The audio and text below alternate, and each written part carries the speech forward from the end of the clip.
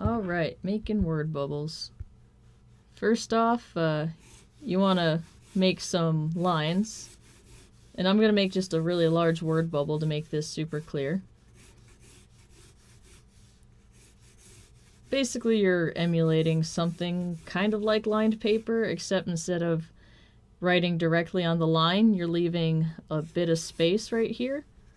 It's about a quarter of the size, or about half the size of the line you're actually going to be writing on.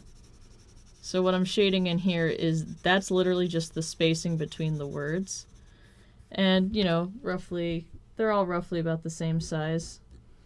I don't like to do exact lines or anything. I used to do that, but I don't like the look of it.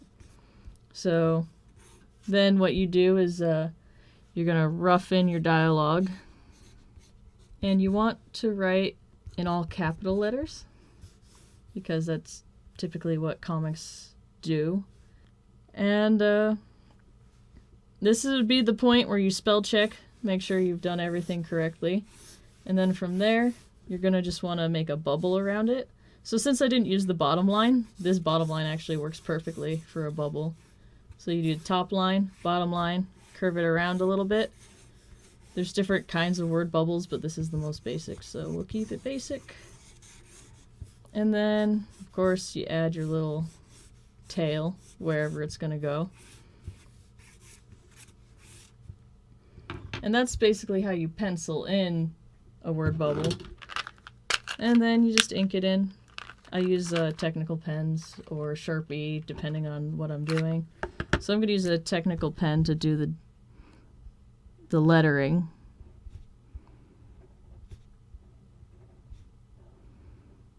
And just make sure, you know, you're writing it neatly and legibly so that people actually can read what you're trying to convey. There we go. And that's the lettering.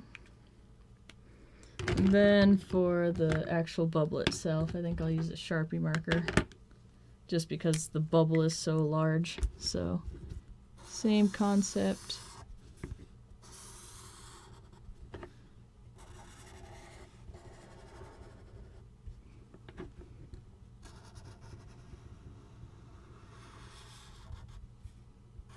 Ink it in. You can like add a drop shadow on this too. I used to like doing that, so I'll just show what that looks like.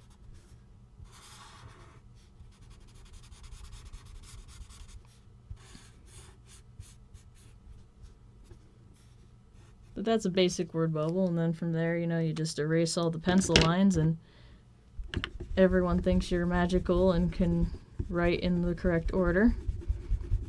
Oh, it is important to let the ink dry, but I've done this enough, I already know the ink is dry, so don't erase too quickly after you've inked or else you'll smear it everywhere. And there you go, you have a beautiful, wonderful, easy to read word bubble that looks good. Whoops. Now the other part of this is making sure that when you're drawing a comic, because if you're doing a word bubble, you're probably doing a comic. And the other thing I see is nobody leaves space for the word bubble. The word bubble is just as important as the artwork in a panel. So when you're starting to draw a comic, you should plan for the word bubbles ahead of time. You know, kind of rough in your characters. So, you know, you rough in your character art, something like that. That way, when you add the dialogue over here, there's actually room for it. And you can kind of be like, alright. And that way, all your art, all your background, whatever he's standing, wherever he is, who knows. You know, you can fit your background, you fit your art, the composition all works so that people can tell what's going on. I'm going to darken these lines a bit because I realize the video is pretty bright. Yeah, so then like there's the character and then like, I don't know, he's standing in front of mountains because those are really quick and easy to draw. blah. There we go. Bloop. So everything fits in composition. Burp. I make weird noises when I draw, sorry. Okay, so other part of this, making sure when you do other panels that you watch where you're putting the word bubbles. Because if you want people to read your comic properly, and you're writing for an English audience, I'm assuming, since you're listening to my video, you want to start left to right and top to bottom. This is the first bubble someone's going to read right here. So if you want to do a secondary bubble within the first panel that's maybe like a little smaller, this would be the second thing a person would read. And you don't want to crowd panels too much with bubbles. Probably 2 would be the most I would put in any comic, or in any panel. Not a comic. It basically goes left, right, top, bottom. So left, top, bottom, right, up. And, I mean, you can vary this depending on how you want your reader to read the dialogue.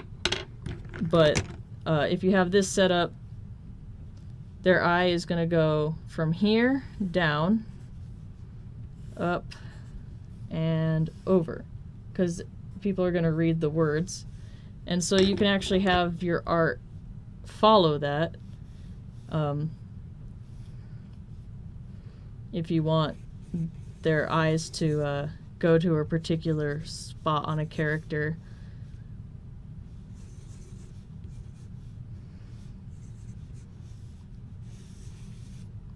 But that's a whole other thing. But, you know, basically the word bubbles, the panels, everything is all connected.